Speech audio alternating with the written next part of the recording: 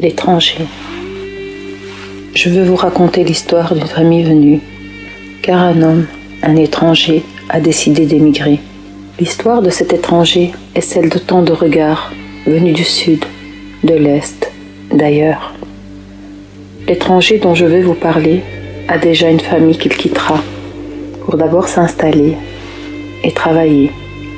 Ce père quittera femme, enfant et même mère, mais aussi paysage, horizon, sympathie. L'étranger, c'est pour se construire un avenir qu'il prendra sur lui les conséquences de son choix. Car quel avenir en restant?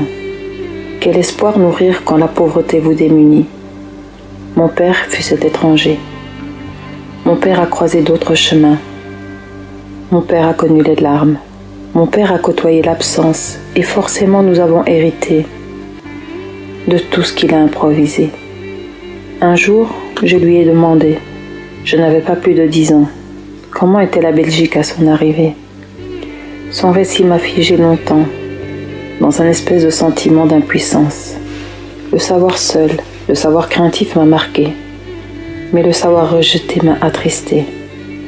Pourtant, je n'ai pas laissé mes sentiments paraître. Il a continué son récit.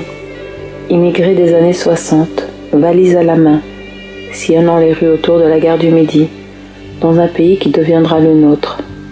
Tu es venu avec une valise qui résume à chaque fois nos fins d'histoire, celle de nos unions, celle de nos divorces. Combien de fois tu es parti, même sans valise? J'ai l'impression de ne pas t'avoir connu.